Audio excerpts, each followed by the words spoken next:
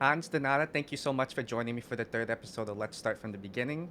You guys are actually the first dual couple here that I'm going to be interviewing next to another two, so this is going to be excellent practice for me. So, for the audience that don't know exactly what you guys do, can you kind of give a brief introduction about yourself and talk a little bit about that?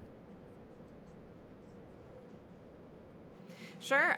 So I guess I'll start. Yeah. I'm Donata. I'm the president of Termageddon. So I'm a licensed attorney, licensed in Illinois, and a certified information privacy professional. I'm also the chair of the American Bar Association's e-privacy committee, member of the ABA's cybersecurity legal task force, and the Science and Technology Council, and also the chair of the Chicago Bar Association's privacy and cybersecurity committee. So yeah, she's the smart one. My name's Hans. I'm a former agency owner. I ran a 12-person web design agency prior to selling that business, and I went full time with Termageddon with Donata a few years ago. And yeah, we're going to be talking about that today. And thank you so much for having us on your show, Tony. Of course. So, let's take it all the way back to the beginning, hence the title of the podcast. How did you guys come up with Termageddon? How did that idea initially started? So before we started, I was in private practice. So I had clients that I was writing contracts for, and they were asking me to write their terms of service and their privacy policies for their websites.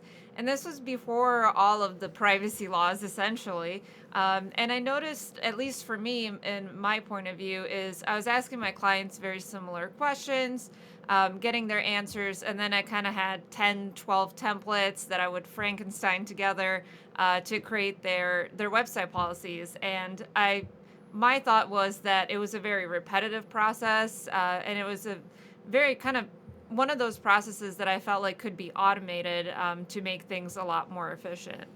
Yeah, and just to give everyone a high level, Termageddon is a website policies generator. So our tool helps ask you a series of questions to figure out what laws you need to make disclosures for, and then generates policies that help you comply with those laws by making those specific disclosures. Our tool then automatically updates your policies when the laws change. So Donata, an attorney, as she just shared, kind of Frankensteining together policy after policy, and it was repetitive and boring.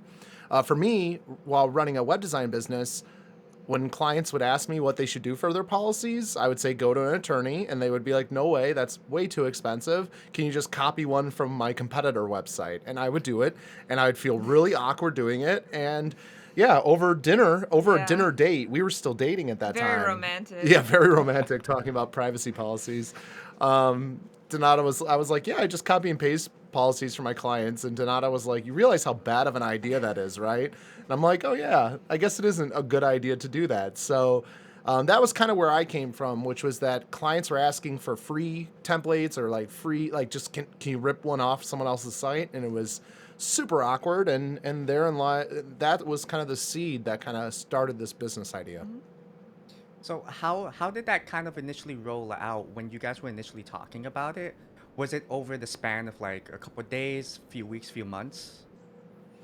So really, it took a few years to get the Yeah. initial product out. So we started off by just talking about the idea in general, kind of looking up what other people were doing, looking up competitors, and figuring out, hey, is this even going to be a viable business model? And once we decided that that was the case, we came up with how we would actually do it. So creating the generator, which means creating questions and answer options and the text that generates for the policies, depending on how those questions are answered. And we basically came up with a feature list for an MVP. And then we had that MVP built, which took a while because it was already pretty complex, even though there weren't that many privacy laws in place at that time. So we had the MVP built, and that's when we started looking for our initial customers. Yeah, and little detail there, but we did have investors. I had an investors in my agency, and we had very good relationships with them. So we actually did when we were creating a business case for it. We put like a business plan together just because of our own curiosity. Like, could this actually work? And it's one of those bottom up business plans where you start with forecasts and work your way ultimately to like, what kind of opportunity is there here? And we felt like, there were already other generators in the world. Donata had some concerns from a comprehensive standpoint. I had concerns as I didn't feel like they were really catering to the web design industry that well, and like understanding the challenges we had. So we really combined those forces, put them into a business plan. Our investors were like, "Hey, let's do it." It was certainly not cheap, but it certainly was not expensive, terribly expensive either. So, they said, let's do it. And we decided to all go in and get it deployed. So an Yeah. MVP, as Donata was saying, is a minimal viable product. So what is the minimum amount of features necessary to get your product out to market? And, that was something we obviously taught in agency days as well. But really, that was so true, because the moment we got our product launched, there were already people that kind of interested in it, and they just told us what they wanted to see, and we just kind of listened to them from there on out. So getting the MVP out was huge, I would say. Yeah, I think getting the MVP out and doing the business plan, in our household, we get a lot of business ideas. Some of them are good, like Termageddon, and some of them are awful.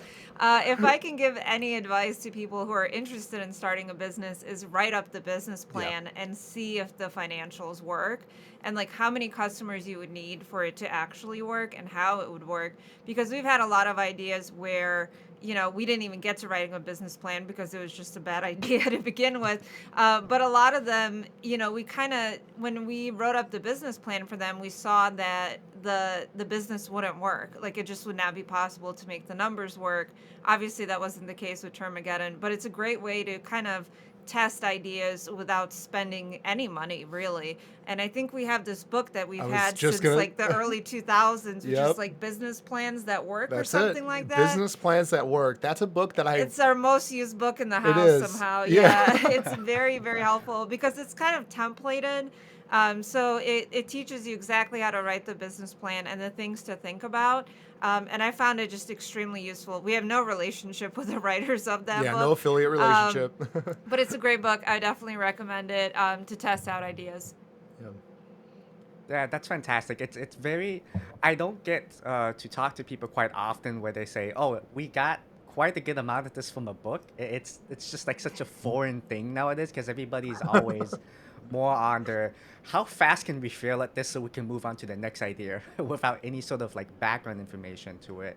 But I Yeah. like the fact that you guys do put a business plan together for a lot of this stuff because that's a big step that's often missed a lot of the times when people are starting out with all of these crazy new ideas, especially today. Yeah, I Absolutely. agree. And I think there's a lot of entrepreneurial ideas that are a little bit more friendly to risk. Like, okay, I'm launching this because I just love it and I believe in it, and I'm just going to launch it and see what happens. And don't get me wrong, like, there's definitely pros to that. Just like how I think, like, the way I like to think is like kind of like to organize everything in my mind. And that's what a business plan does. It's like, okay, what are the market opportunities? How are you going to offer this to the market? Like, how are you going to get it out there? Is it going to work? Are people going to want it? And a business plan kind of gives you the ability to organize that all out, say, okay, it does make sense. We should try this. And then boom, now you have an execution plan too. It's like, okay, here's the list of things we got to do each month. And it kind Yeah. of gives you a task list, Or you which is figure out nice. that it doesn't work, Yeah. that you can't make the numbers work, and then Yeah. you've saved yourself a lot of time and headache, not pursuing an idea that wasn't going to work. So I found it super helpful. Yeah. I'm like 10 to 1 right now for every business plan I've Yeah. created. Like every 10 I create, only one passes. Like, okay, this might actually make Yeah, sense. every once in a while I'll search my Google Drive for something or other, and then I'll see like one of these old business plans, and I'm like, man, that was a terrible idea. Oh, I remember this. I'm just gonna drag and drop that into another folder real quick. Yeah. Yeah, The don't massive look. folder too. Yeah. Yeah. Should we tell them about the app? No, No, come on, we have to no. now. Uh, One of the terrible ideas is the Tattletale Oh, one. you can't give the name. You have to tell what it is. Okay, so we were thinking, what if you created a You mobile? were thinking, this is Okay, not my it was idea. this one was all I'm me. not going to But take credit for this monstrosity. so a mobile app. So we lived in downtown Chicago at the time, and people illegally parked to the point where you can't even like park in your own garage, to like because someone's blocking the road from you being able to drive into your own driveway. And I was thinking, what if there's an app where you just report someone illegally towed. You take a photo of their car, and it gets sent off to towing companies. And if the towing company successfully tows the business, Tows the car. tows the car, tows the business, tows the car, you receive a commission, like a little kickback. And I was just like, I can't live with myself being the one who created this, Yeah. like, because everyone's gonna hate you, basically. But the company name was Tattletoe, which I Tattletale. thought was just so excellent. And that one did pass the business test, business plan, but we concluded like we just couldn't live with ourselves knowing So, that everyone would be so upset getting yeah, towed all the to time. everyone that's parking illegally, you're welcome. It's funny. How long ago did that idea initially come up? Oh, that was. I don't think Uber was around when we had that idea. That Yeah. that gives a So. good point. I say that because I asked that because it's funny because I think there actually is a service now that does exactly just that in Chicago. What? Because you Oh. do, I remember reading somewhere you do get a little bit of a kickback for reporting illegally parked vehicles. Wow. So I Wow. think your Wow. idea just came a little bit too early in the timeline. That's around that time I had this idea for connecting people with like famous people and like basically allowing people to Oh do it in yeah. bulk. I called it Autographio. I think I still own autographio.com. And I remember I called Ric Flair's agent, the person who represents Ric Flair, like the old school wrestler. And I was like, hey, would Ric Flair be interested in doing this campaign? And they like said absolutely not, we're not interested. And I just lost all motivation to continue. Sure enough, Cameo comes Cameo, out yeah. a few years later and absolutely just a billion-dollar business. It's super popular. I've used it, and Yeah. honestly their idea was better than mine, Maybe but moral of the story here too is if Ric Flair's team says no, maybe keep going and find somebody else who will say yes. yeah. That's gonna be the snippet for this podcast. Yeah, so it sounds like then you both do generally go through, besides Termageddon, you go through a lot of ideas. Is it something that you're consistently doing in the background, or is it more of something that just comes up as it happens? I think Hans is much more of the idea man in our relationships. I think you have ideas all day, every day kind of All thing. day, every day. And you keep like a running list, don't Yeah. you? Like a Yeah. notepad with all of his ideas. I'm much more the person of, can this actually work? Yeah. Because I think you do need both. You do need that visionary mindset and those, the idea person. But then if no one's around there to challenge those ideas or see how those ideas could work, Or whether they anchor would you work, or anchor you to yeah, reality. I think that's very important to building a business as well. Yeah, we are exact opposites, I would Yeah, say. And like I'm much more idea. Yeah, I mean exactly what you said. On yeah, ideas, your execution, and yeah, it works it when you combine works. the two. Yeah, Yeah, Yeah, you guys are almost like two sides of the same coin almost. yeah, yeah, definitely yin and yang. Like yeah, we are opposite people, but it works. Like, yeah. It and does that's work. why we always say like we're we make one functional human being when Yeah. we combine our Yeah. forces, basically. So. So taking it back to Termageddon, how long ago was it when the idea of it initially started? So I think it was in 2015 when we first started talking about it, and then we got serious in 2016 where we, got the business plan out there to someone else to get their impression. I'll tell you, it was kind of nerve-wracking walking into a room with a pitch deck saying, "Hey, can we get a bunch of money for a company called Termageddon?" But they liked it, and it turns out like everyone kind of liked the name, so that was kind of fun. Mhm. But 2016 was when we started getting it built out. Donata was, doing compliance in a bank. I was still running my agency. It was always kind of like a not a Back yeah, it was a burner back burner kind of for a project. while. It was Yeah. never really a priority. We didn't really think much of it. But then GDPR went into effect. GDPR protects the data of residents of the EU. And we were like, this might actually be getting more serious. Like the EU's doing it. And obviously there were already other privacy laws like CalOPA and Australian Privacy Act and PIPETA. But GDPR really caught the, attention of the masses. And that's when we started to realize like, well, what we're doing that none of our competitors are doing is having this identifier component that figures out the laws that apply to you. And then from there, that seems to future proof our business a lot in the fact that we can be people's strategy to keeping their policies up to date over time. And with that mindset, we decided, I was like, it was very difficult to say the least, but decided to sell my agency, go full time. Donata, like a month later, quit her job, went full time.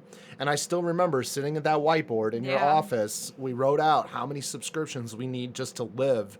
And it was frightening, to say the least. But we just buckled down and just Yeah, we treated just every did it. day Yeah. every day as an opportunity to get the word out. And sure enough, every day, every now and then, just someone would blog about us or write about us, and we'd see a bunch of sales, and it was motivating. And Yeah, but I remember us being extremely excited when we broke $100 in monthly oh recurring yeah, revenue, oh yeah. which seems like nothing, but to us it was very, very exciting. Yeah, so that was a good day, I Well, I think. think, anytime you get that first customer for something you've been believing in for so long, Yeah, and you get that first customer, there's so much validation in that.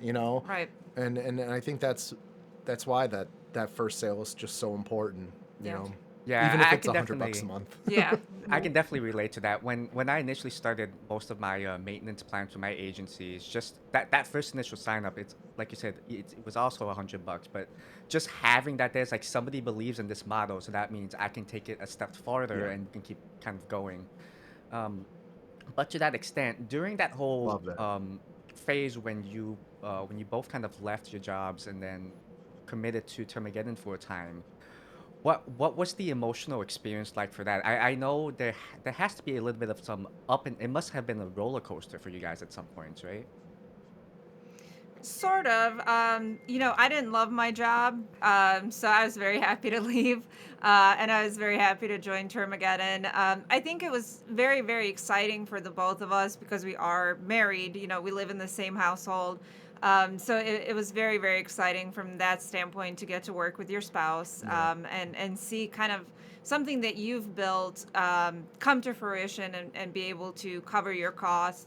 Obviously, there's a lot of fear there. You're always scared when you make that jump from a consistent salary to working at a startup. But I think we were mostly just excited. Yeah, we were.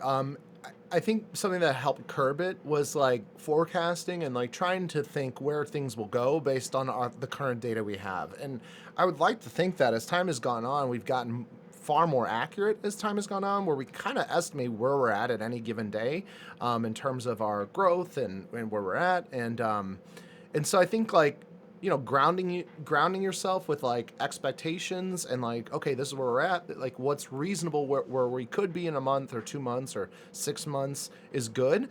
But for me, I do very specifically remember that when leaving my agency, selling my agency, which was stressful, it was some stressful conversations and all that stuff, but realizing, okay, I have an opportunity to just take every day and just like, and I know that's so cliche, but like just every single day wake up and work towards what you can do for that day. And hopefully it compounds and builds into something bigger, but you can at least thank yourself for putting effort in every day to getting things done. And I Yeah. think that was for me personally, a big obstacle I had to cover Yeah, and across. I So think with running a startup, you do so many things every single day to like try to get your name out there.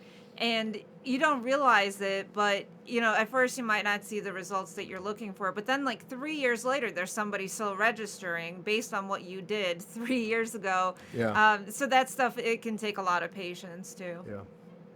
Were there any specific moments where you kind of both sat down and kind of looked at each other and really asked yourself if this was going to be what you wanted it to be, and if there were, how did you move past that? I prefer not to look at Hans too closely. um, Yeah, I mean, we've had those conversations where we're like, you sure you want to do this? This is a risk that we're taking together as a family unit. Are you sure, kind of thing? And we were both on board. So I think, we've had a long-standing the thing between us where it's like, yeah, we both have to be sure to do something, and we were both sure. And at any moments where one of us was unsure, the other one was like, well, why are you unsure? Can we, you know, to talk about those concerns and try to understand them and come to an agreement.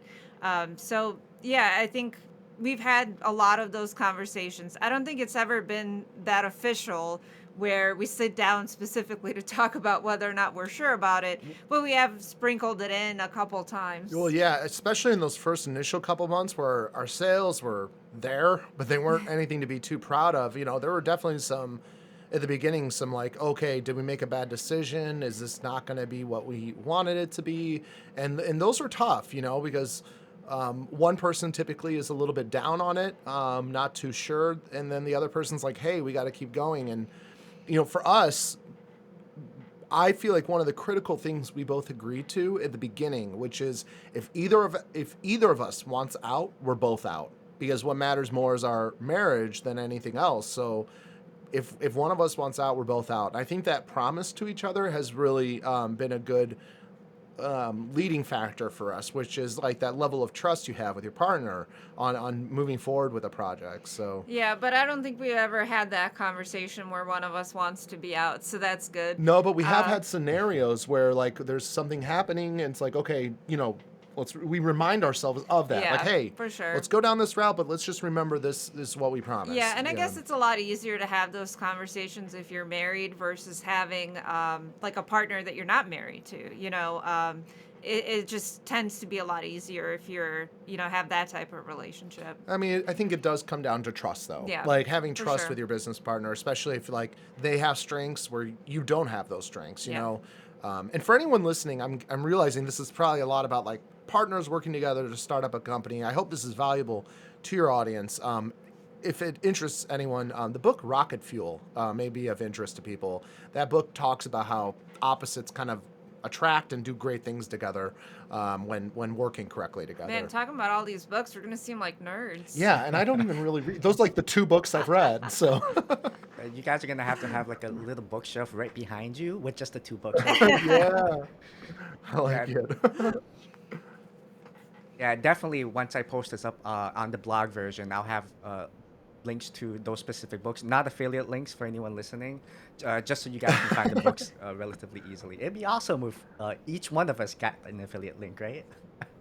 Well, you can put your Yeah. affiliate link. We just have to disclose the fact that you'll get a kickback. There's Yeah. certainly that's great. That would be great. Yeah. So So speaking along the lines of kind of having that trust factor, and also seeing ahead into the two other podcasts I'm going to be interviewing, conveniently and ironically enough, they are also married couples, and I find a lot of times a lot of the times that trust factor and also being together kind of really amplifies the business in a very different direction sometimes. You guys being married and going into this business together when you were working separately before, has that had any impact on your relationship in any way, or has it strengthened your relationship in any way?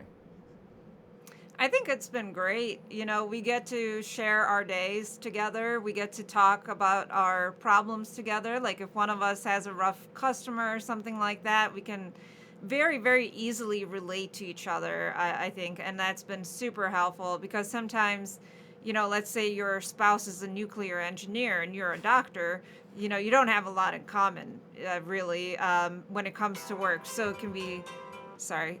So it can be really hard to kind of sympathize with someone if you have completely different fields. But for us, it's been very easy to kind of talk and vent and do all of those things and celebrate those business milestones together have been really great. And it kind of helps us manage our personal situation really well too, because we know exactly what's going to be happening with the business, so we can plan accordingly.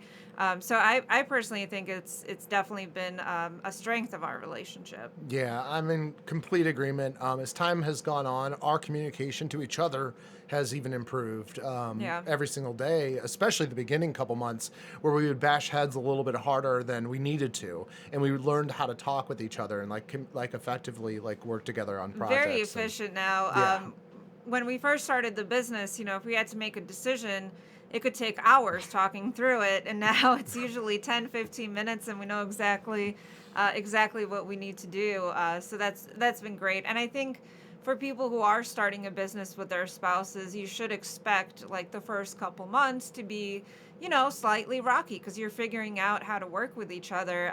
But I think over time you'll find that groove. And once you do, things become a lot easier. Yeah.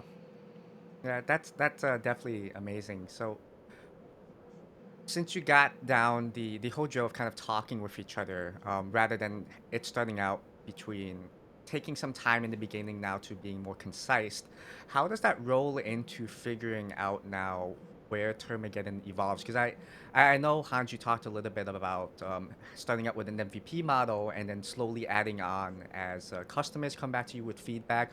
What's that whole process like when a customer comes to you with feedback, and how do you guys discuss and pick what is actually worth adding into the system? Yeah, so we really kind of divided the business into two, which is the product and revenue.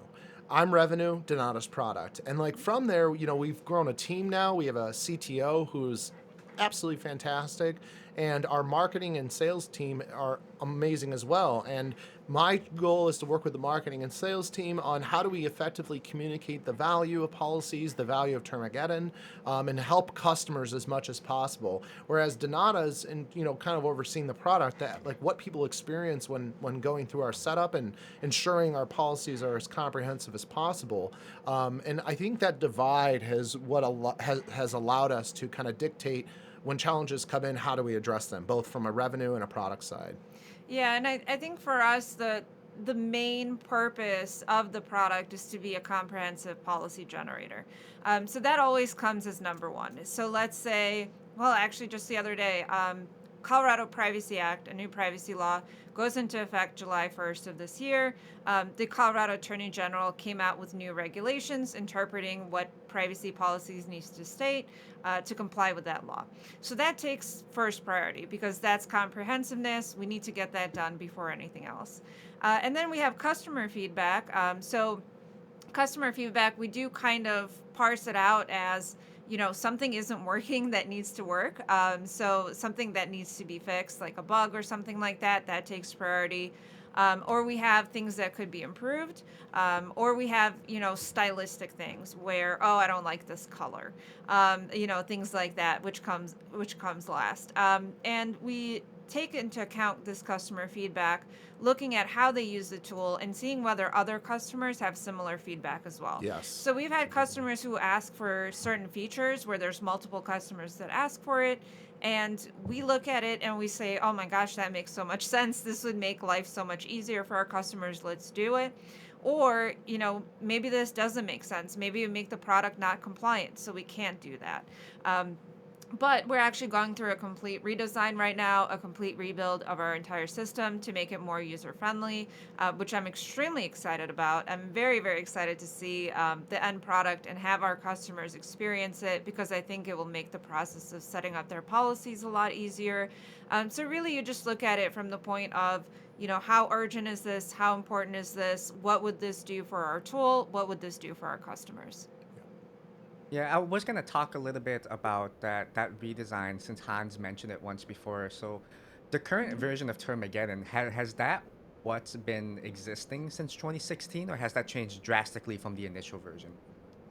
So the product itself has changed drastically because we've added so many new privacy laws, so many new disclosures. Initially when we started, the terms of service generator did not even have e-commerce terms. We've added those. We've added consumer protection laws, all of this kind of stuff. So the generator itself has evolved a lot, but the interface that the customer sees has pretty much not evolved at all. So it all looks kind of Jank. old. It doesn't look great. It works like a charm. It's an It works. engineer's dream, Yeah. right? It works really well, but it is kind of ugly. Yeah. So we are going through a complete redesign of the user experience, of the steps that a user goes through. The look has changed.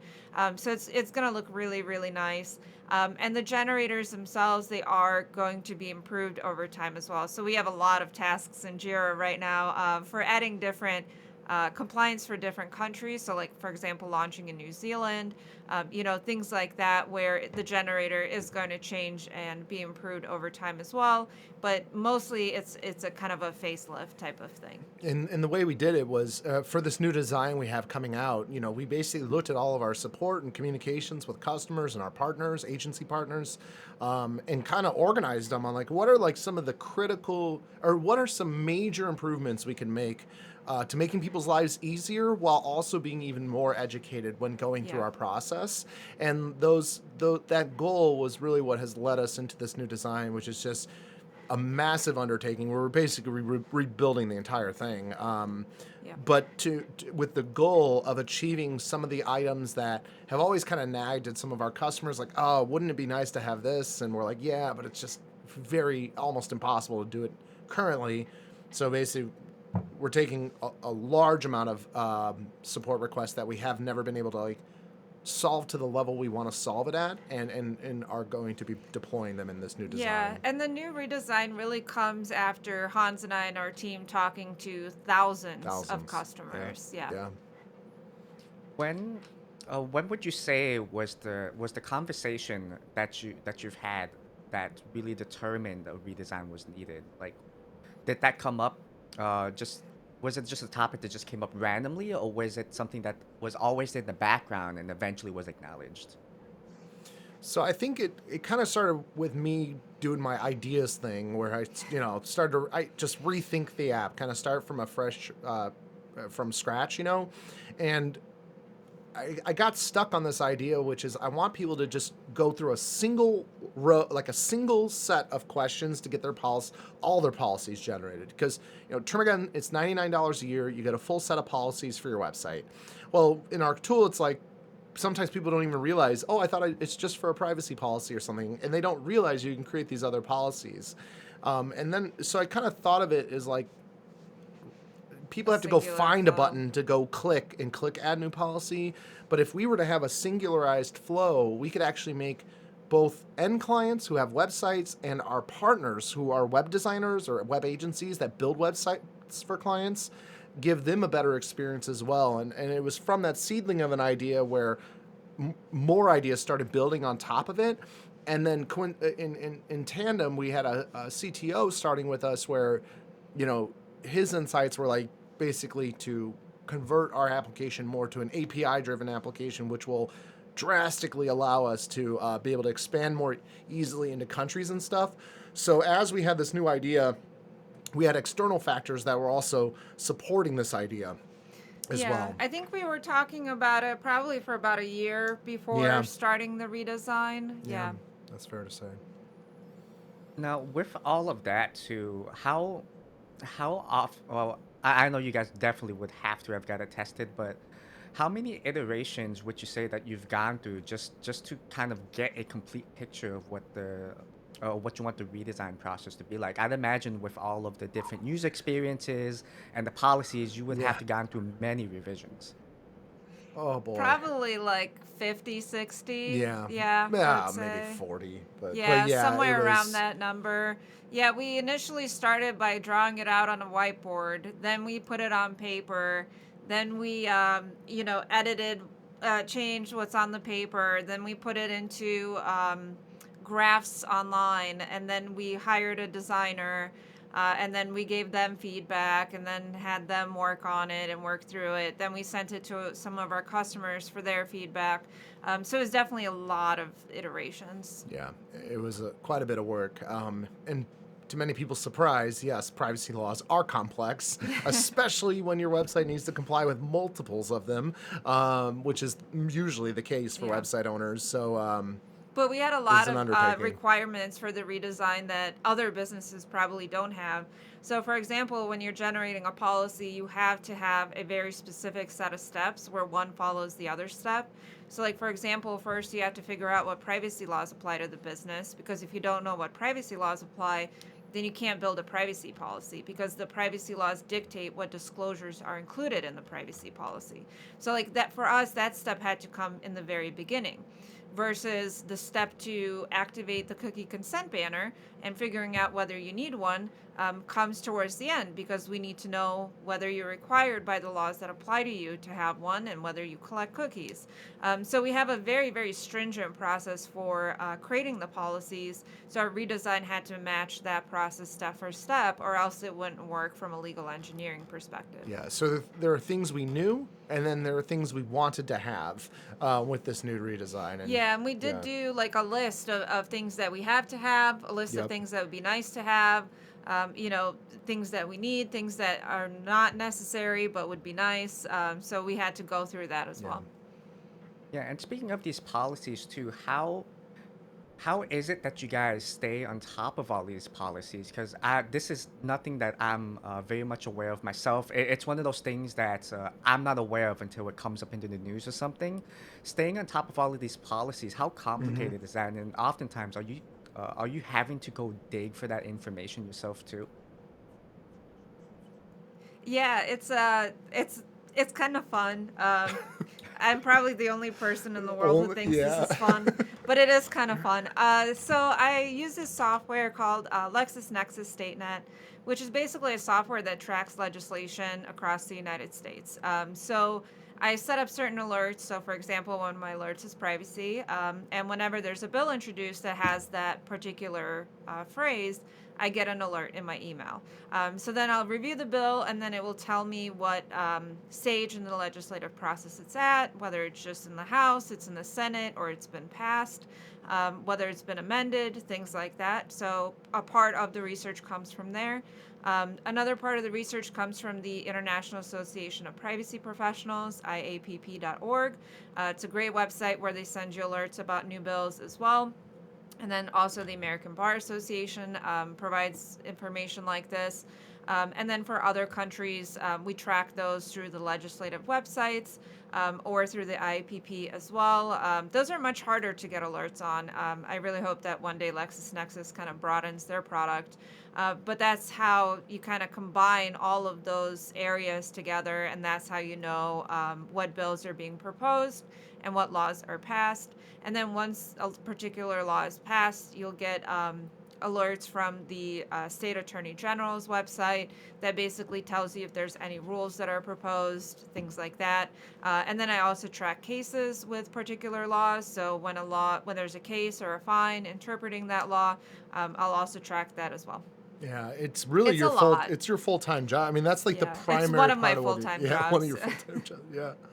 But I think what so many people don't realize is that privacy laws protect people. They don't really care where your business is located. So if you have a website collecting people's data, like their names, their emails, their IP addresses from like different parts of the world, you may need to comply with their privacy laws and make very specific disclosures in your privacy policy that adhere to those laws.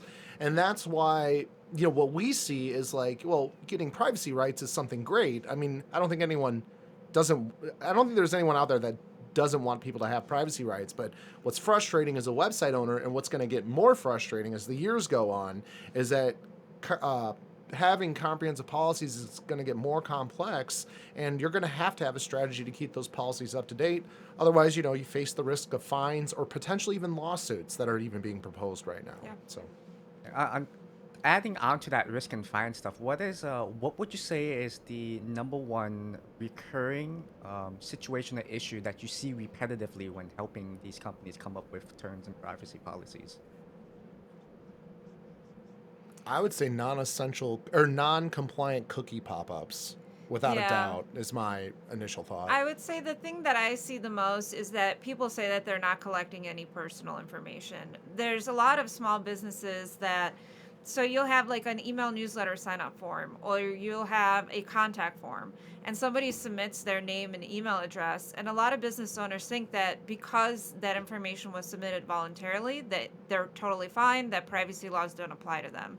The fact that information is being submitted voluntarily has no difference at all to the privacy laws that apply to you. So even if somebody's submitting their name and email and they want to submit their name and email, That does not mean that you can do whatever you want with their information or that you don't need a privacy policy. You still need all of that, even if the information is submitted voluntarily. And also, personal information, it's not just like social security numbers or passport numbers or fingerprints. No, it's simple stuff like names, emails, IP addresses, phone numbers.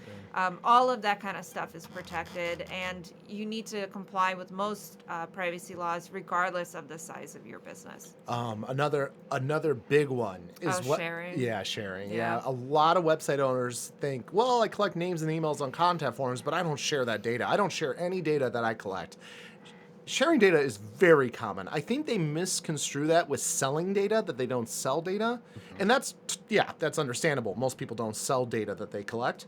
But sharing data is very common. A good example is when someone submits an inquiry on your contact page, do you receive an email in your inbox with those person's contact details? If yes, that means you're not only collecting names and emails, but you're sharing that data with your email service provider, whether it's G Suite, Outlook, Gmail, Yahoo, whatever third-party email system you're using. If you just sent that data, that is sharing data with those companies. So, but that's opportunity for us to educate people. You know, I had I always, it's going to kill you, but I always say I had to marry a privacy attorney. I had to marry a privacy attorney to figure this out, you know, like, but I did, but I really did. I didn't understand this, but that's why we're so motivated, just to provide that education. And you can just see the light bulbs go off in people's heads. And that's what feels good about working here, is like people are like, I actually like kind of get this now. Like, and that's the feel good, I guess, with the company. So Yeah, that's got to be an amazing feeling. And you mentioned a little bit about the cookie policies. Can you actually talk a little bit about that pop-up stuff that you mentioned briefly? Of course, yeah. So that one really gets people kind of going like, wait, what is this stuff? Why do I need it? Do I need it? And Termageddon's questionnaire will figure out what privacy laws apply to you, and therefore let you know if you actually need a cookie consent solution or not. But cookie consent solutions are there to comply with laws like GDPR, the UK Data Protection Act, Canada's PIPETA, California's CPRA, and Virginia's VCDPA. And the e-privacy directive. And the e-privacy directive, yeah.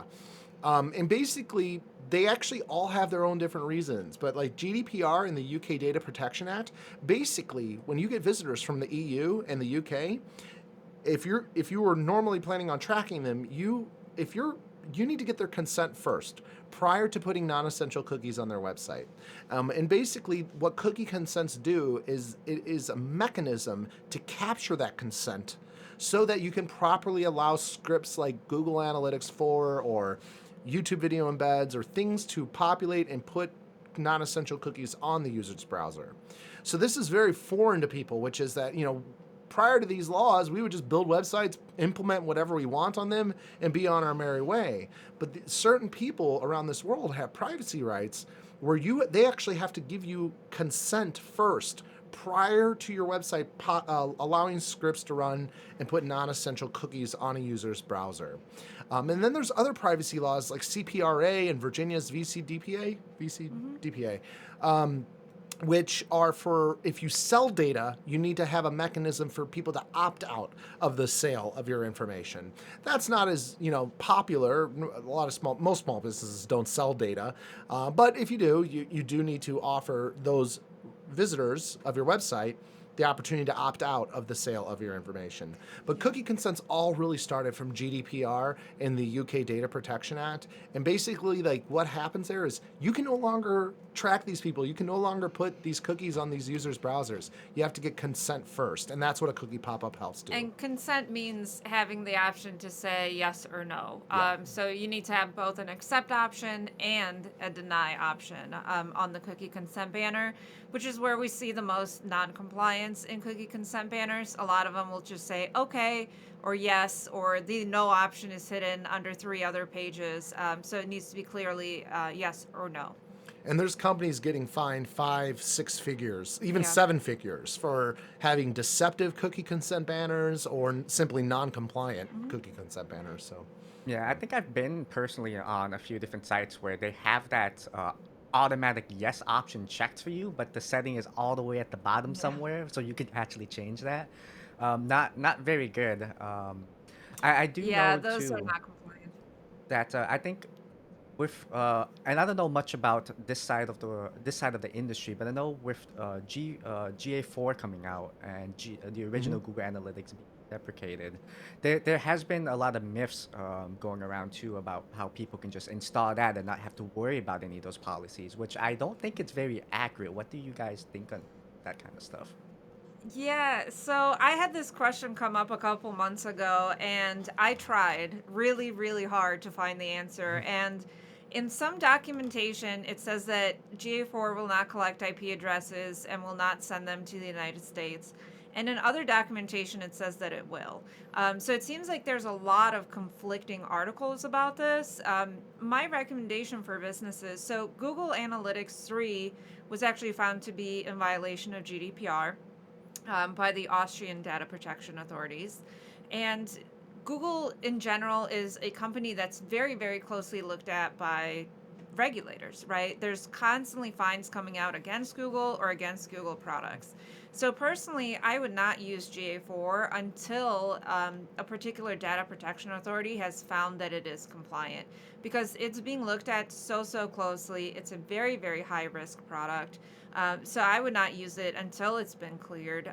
And I think for me, what I would use, and again, no affiliate relationship here, but I would recommend using a service like Fathom Analytics, which is much more privacy focused than Google. Yeah, so use fathom.com. They're a privacy alternative. It's not free like Google offers it to you, but But let's they all don't sell your data, exactly. so When it's you free, have to you're pay. you're the product. So Yeah. use But it is Fathom. affordable. Yeah, it's like Yeah, $8 a month for 50 websites or yeah. something like that. So, and we use them on our own site. But just to shed a little bit more light on GA4, GA4 claims to not track users. So tracking is a big not a red flag, but that's what can force a business into having to comply with GDPR. So it sounds like what GA4 does is it doesn't track any particular user, but it still does collect data anonymously on visitors visiting your website, and still provides you not as extensive reporting, but some reporting. But that's just the Um, claim. Like, I have not been able to verify I that it know. doesn't collect any No, I personal know, and that's information. why we try not to give an official opinion. But if Google is listening, for the record, I love Google. I really do. I love targeted ads. I love all that I stuff. don't care for it. I know you don't, but I just think people deserve a right to consent first, and Yeah. that's what I think is most But when it important. comes to GA4, I probably would not use it until it's been decided that it's safe to Which I use. think will come out in the coming Yeah, months. it will. Yeah. Yeah, it sounds like definitely as Termageddon kind of carries on its course, it sounds like you guys run into the situation just now too, where you're always keeping on top of policies, but then there are definitely cases where there might not be an answer to something right away. And Yeah, I mean, just last week, Facebook. Oh, sorry. oh, I was gonna say, and how do you go about kind of handling that? So we do track all of those developments just for my own personal amusement more than anything else, really. I love learning about this stuff, and I do find it super interesting. So if there's ever anything in privacy that's not necessarily related to the policies, but something that we think that our customers should know, or something that our customers would be interested in, we definitely post about it on our social media accounts. So make sure to follow us at Termageddon, anywhere: Twitter, Facebook, LinkedIn, any of those. So we do post a lot about these ancillary privacy things that we think affect our clients, but they don't necessarily affect the client's policy specifically. Yeah, and we also have a law firm partner program. So even law firms don't love messing around with privacy because it's Yeah. just so much work. So we have a lot of law firms that use us and use us for their clients. And for the law firms, we send a little bit more of an extensive monthly newsletter that dives deeper into some of the more interesting developments that are Well, we happening. actually posted on our blog now, Oh yeah, we so are posting in anybody our can blog. access That's right. those. So termageddon.com/blog. You'll see we have a lot of articles and a lot of resources for people to learn more about privacy-related things, whether it relates to policies or not. And I'd imagine to all listeners, they couldn't be more excited to learn more about privacy policies and all that Hey, stuff, I try right? to make the write-ups fun. Sometimes it's hard, but I do try. It's kind of funny because as we're going on with this conversation, I can see that Donata's really into all of this stuff too, which is amazing because I can definitely see the two sides of the coins interacting here. Yeah. Well, Hans, you did. I think you briefly tried mentioning something about Facebook. Oh yeah, just last at the time of this recording, just last week, Facebook, aka Meta, Meta Pixel was deemed non-compliant with GDPR as of last week. That's a big deal, and I'm just shocked that like at least the digital marketing industry hasn't really talked much about this. Like that's a big Well, it deal. just came out like a That's week true. ago, That's so maybe true. that's But why. we do have a blog article on it. You're welcome to take a read at it. I feel like the bearer of bad news on that one though, but like holy Yeah, moly, I Yeah, we'll know there's call a the lot of Austrian sites that DPA from have you. that installed. yeah, Yeah. it's gonna be painful. Yeah, and it's mostly related to the fact that it transfers data to the United Yep. States, so it's subject to U.S. intelligence agency surveillance. And that's like a really, really big problem that we're facing in privacy right now. And the U.S. government is trying to fix that problem, but unfortunately, or fortunately, there's a man by the name of Max Schrems who basically said that he's a privacy activist, and he said that the moment the new transfer mechanism comes out, he will challenge it. So we don't know whether or not transfers of data from EU to the United States will ever become legal. Yeah, it's some very interesting times, and we're getting into the Yeah. depths of Termageddon Yeah, or and to but the privacy thing right that's now. hard is that this is not like the fault of any business. Yep. Obviously, Facebook, a lot of privacy violations, not great privacy practices. But when you look at the mom and pop shop down the street, selling, car maintenance or something like that, it's not their fault that the US government is surveilling everyone's data. And they're the ones who, could potentially get in trouble for this or get fined for this, things like that. And it's very, very unfortunate. Yeah, Yeah, but it's gonna be entertaining. yeah, it always is entertaining, and I kind of like how this interview is kind of like a mix of how Termageddon started, but it's also very knowledgeable in a sense too. And a lot of the stuff that we talked about, like not a lot of people really think about because it's not in the forefront, but it's always in the background. But like you said, oftentimes, I know I talk to folks too who just copy and paste privacy policies. Like you probably should not do Yep. that. But now that we're kind of reaching the end here, what I kind of like to do is give the people I'm interviewing a chance to kind of talk a little bit about anything that they're selling, anything they kind of want to give out to kind of get more views. So if there's anything you guys want to mention right now, what would that be? So, nothing beats having your attorney draft your policies, keep your policies up to date with the ever changing privacy law landscape. Like, you know, we'll be the first to always say that forever. Like, nothing beats that. But, if you don't have those types of funds laying around to get your business, like for your business website, policy generators are a great alternative. So they aren't legal service providers, but what they are is, well, a properly built one will help you figure out the laws that you need to make disclosures for, and will ask you the questions necessary to make those disclosures. So, um, you know, check out termageddon.com if you are considering like how do I respect my privacy website visitors privacy rights, also how do I avoid non-compliance fines in the future. This stuff is not important until you find yourself getting slapped with a $50,000 fine, and then all of a sudden it becomes the most important thing in your business. Or until you get a consumer saying, "Hey, delete my data," and you have no Yeah. idea what to do. Yeah, that's another one. So, you get to decide when you want to take privacy into consideration, but when you decide doesn't really matter with what's happening in this world. More people are getting privacy rights, more privacy laws are requiring more disclosures in your policies. You have an opportunity to get ahead of it, respect your website visitors' privacy rights, and have a strategy to keep it up to date over time, your policies. Yeah. Great. And for all the listeners and viewers too, I will have all of the relevant links that was mentioned today and for Termageddon in the description. Hans, Donata, thank you so much for taking the time to walk through all of this. It's definitely a lot of useful information as well. Thank you for That's having awesome, us. Tony. This is really fun. That was really fun.